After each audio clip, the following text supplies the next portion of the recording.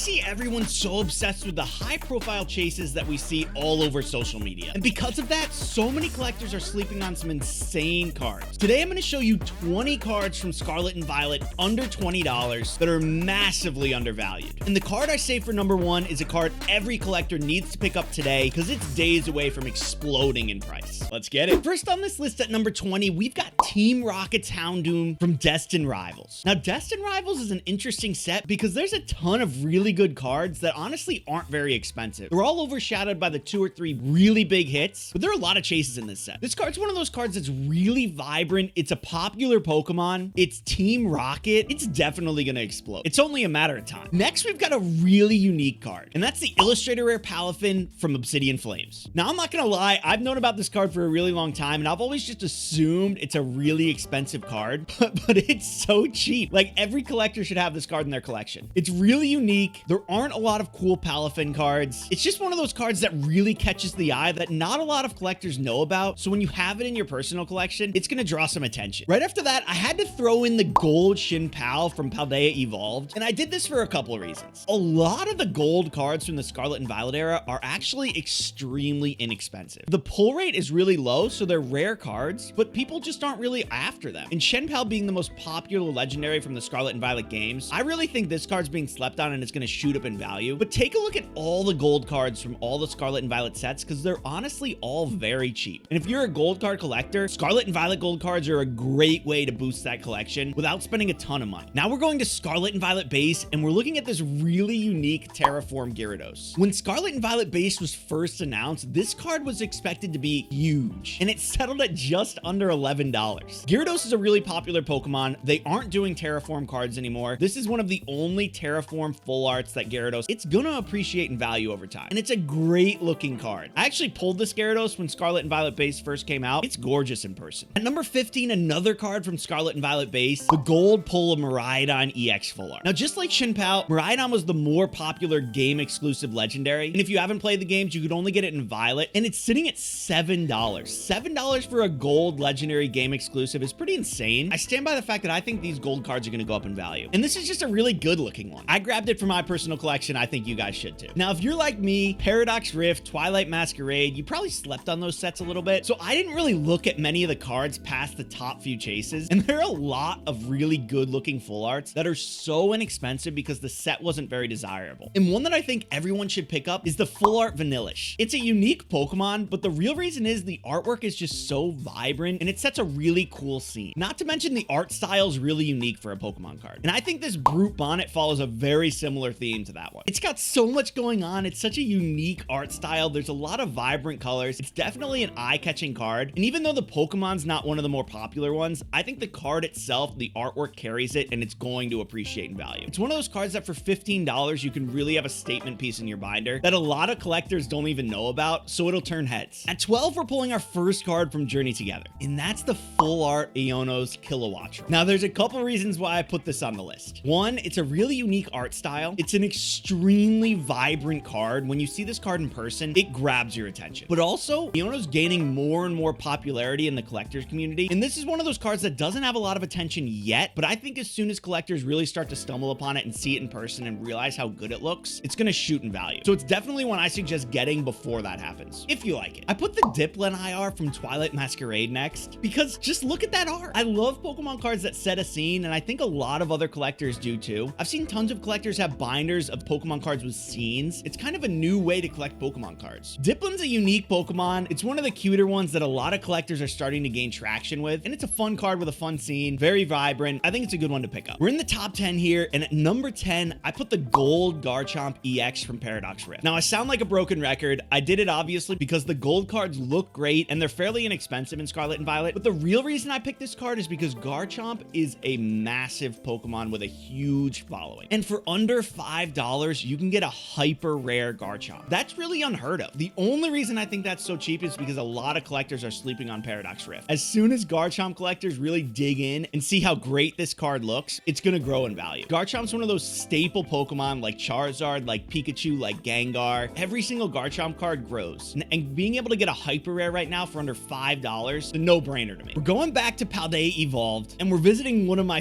favorite cards from the set, the Arctibax Illustrator Rare. Find me another card in all of the Pokemon TCG that looks like this. It's got vibrant pinks. It's almost like a pastel background. Arctibax is a pseudo legendary from Scarlet and Violet. The evolution line of these three cards together, Frigibax, Arctibax, and Baxcalibur, they look so good together. It's similar to the 151 starter evolution line or the Chaos Rising Greninja evolution line. And for $16, I think it's a steal. Now, if you played any of the early Pokemon games, you know Skarmory. Skarmory was my go-to Pokemon. Maybe I'm weird and it was just me, but I really enjoyed using Skarmory on my team in early Pokemon games. And in Surging Sparks, you can get a full art Skarmory for under $10. This might be one of my favorite Skarmory cards that Pokemon's ever made. I've had my eye on this card since Surging Sparks came out, just because I really like Skarmory. It's one of those sleeper Pokemon that I really enjoy to collect. So I'm maybe a little biased here, but I think this card is gorgeous. And I think it's a great pickup for any collector, especially if you like Skarmory. Another sleeper pick from Surging Sparks, and I know all the hype in Surging Sparks is around that rainbow border Pikachu, but check out this cast form. This card really reminds me of the Charizard promo from the Charizard Super Premium collection. You've got a beautiful image of the landscape. It's a vibrant card. It really is like that epitome Pokemon art style. Now, cast form's not the most popular Pokemon. I get that, and that's probably why this card isn't very expensive, but I think it's another one of those cards that really elevates a binder without having to spend a lot of money. Now, brownie points to whoever corrects me on the proper pronunciation of this Pokemon. I'm gonna try my best. Archaludon from Stellar Crown. I don't know what it is about this art style, but I love it. Now, this is a Pokemon that's extremely popular in the Pokemon games. It's one of the best Pokemon to use in Pokemon Champions. Super strong, super overpowered. So I think as time goes on and more people play competitive Pokemon and it cross-pollinates between collecting and gaming, I think this Pokemon's gonna grow in popularity a lot. And for $3, this is an excellent card to grab. Even if it doesn't grow in value, I think $3 is a steal just for a statement piece like this in your collection. We're in the top 5 now, and we're going back to Surging Sparks again to another sleeper pick Pokemon, Braviary. Now, first of all, let's talk about the Pokemon's name, because this is the first time I've ever said it out loud. Braviary, Aviary, I get what they're doing there. This card gives me major Van Gogh Starry Night vibes. And you've all seen what's going on with the felt hat Pikachu. I think this is a card that would look really good paired with that. It's a similar art style, vibrant colors. I think it's a card that's slept on a lot, but nowhere near as much as this Scissor from Obsidian Flames. Now, I'm a huge fan of Obsidian Flames, and I was fortunate enough that I landed a bunch of booster boxes, so I was able to do a massive rip session, and I pulled this card, and my jaw really dropped. Looking at the picture here, it's cool, but it's not really that exciting. The